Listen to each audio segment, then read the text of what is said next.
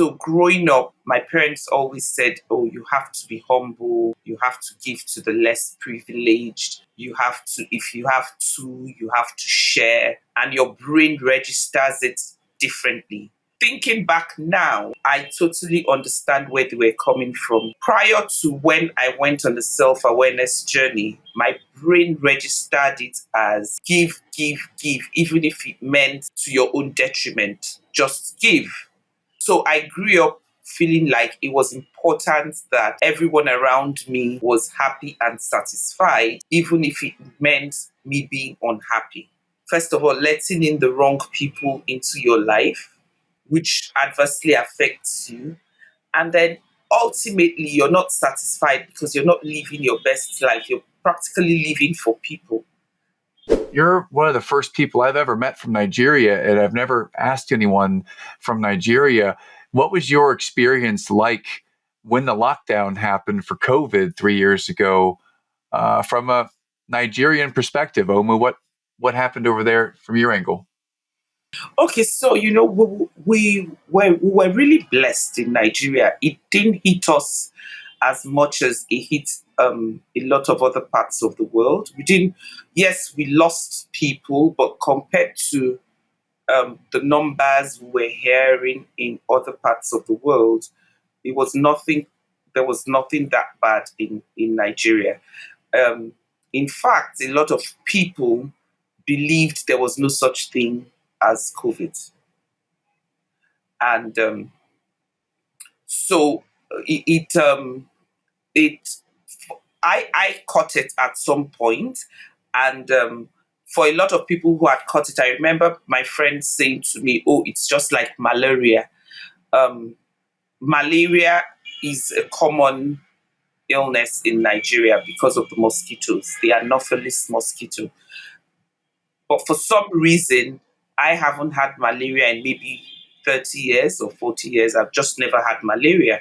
So when I had COVID, and my friends kept saying, oh, it's just treat it like malaria. I'm like, I don't know what malaria feels like, you know? So for a lot of people, we were extremely, extremely blessed in Nigeria, extremely blessed.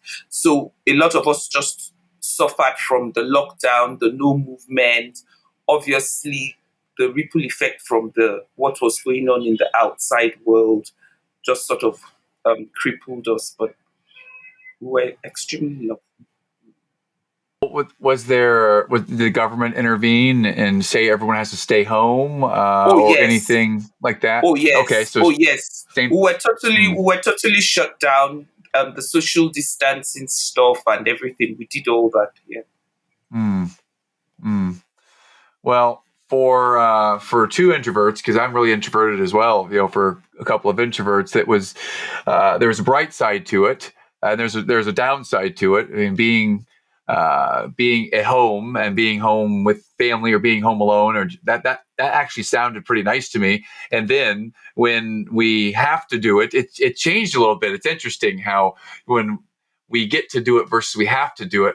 As an eternal optimist, I saw the bright side of it, and I think it really enhanced, our family unit. How did your family unit do in that challenging time?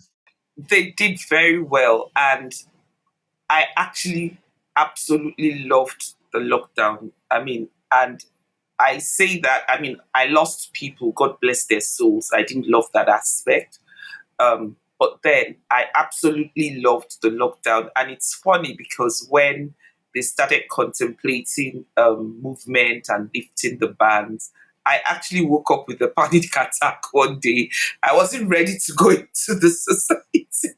I was enjoying my time on Zoom. Yeah. I can relate, because I've been working like this remotely for 10 years. So I've Same certainly, here. it wasn't the biggest shift for me. It was a big shift for my Yeah. wife, and for our employees. I had a full time nanny that couldn't come here anymore, so that was challenging. But Yeah. ultimately, it was something that we use parts of it to connect deeper as a family. I'm wondering if we can go to challenges here. Challenges. So I love to ask guests, I love to ask you right now, Omu, if there's a challenge in your life and you can go back to when you were very young, you can go back as early as, like, you can go back yesterday if you want to, anywhere in your world where you have experienced something that you would call a real challenge. I'd love to hear Hmm. about that challenge, how you experienced it, and how you overcame overcoming it. Please. How many do you want to hear? Let's start with the first Let's, one that comes to let's mind. start. Yeah, and we'll see where we go.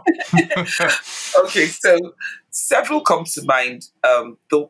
But you know how you have different challenges, and you find out that some they're connected and sometimes rooted in one thing.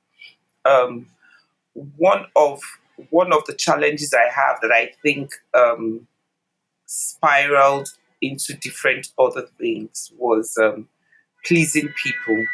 So, Mm, you know how you grow up and your parents, out of the goodness of their hearts, bless them, wanting to instill certain values in you, and your brain registers it differently. So, growing up, my parents always said, "Oh, you have to be humble. You have to give to the less privileged. You have to, if you have two, you have to share." And thinking back now, I totally understand where they were coming from, and I can appreciate. Prior to when I went on the self awareness journey, my brain registered it as give, give, give, even if it meant to your own detriment, just give. mm, So it mm-hmm, wasn't, so I grew up feeling like it was important that everyone around me was happy and satisfied, even if it meant me being unhappy. mm, mm. So I I relate to always that. felt I always felt a need to sacrifice. And obviously what that happened, what that what it played out in, first of all, letting in the wrong people into your life, Mm, which adversely affects you.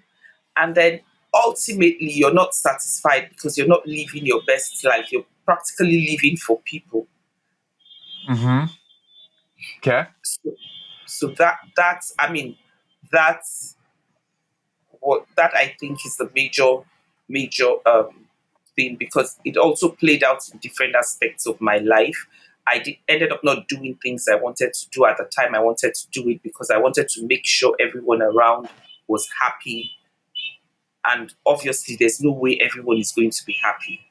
And then when you've made everyone happy, you're still not happy. So you're just not living.